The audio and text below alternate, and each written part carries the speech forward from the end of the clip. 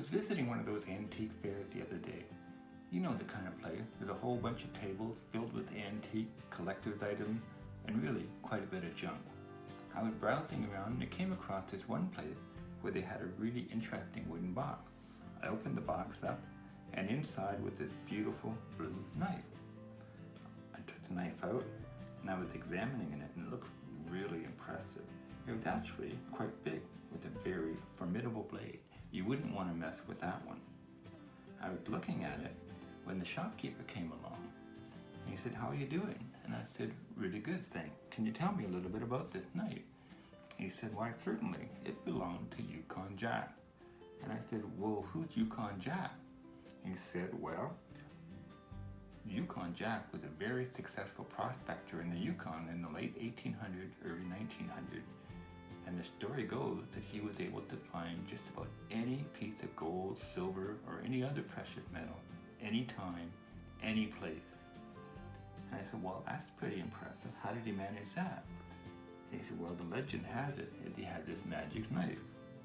And the knife, which was blue, would turn red whenever he found a piece of gold or silver. Here, I'll show you what I mean." And he brought out this little pouch and he did a little wave over it, and sure enough, the knife turned red. And I said, "Wow, that's pretty impressive." And he said, "Why, certainly, because the package had a gold ring, a silver coin, and a gold chain." And I said, "Well, that's pretty impressive." And he said, "Why, certainly it is."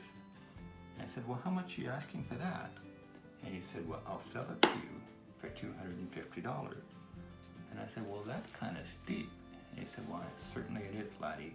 But remember, with this knife, you can find just about any piece of gold, silver, or any other precious metal, anytime, any place." So I parted with my $250 and I took it home and I decided I was going to check it out. I found 2 silver coins and a platinum ring and I decided I would check it out. I took the knife out of the box and no matter what I did, the knife would not turn red. I think I'd been scammed. So I put the knife back in the box. I went back to the antique fair to find the shopkeeper, but he was gone. There was no trace of him. It's like he'd never even been there. So now I'm stuck with this knife. Now please, whatever you do, do not tell my wife that I spent $250 on an old jackknife.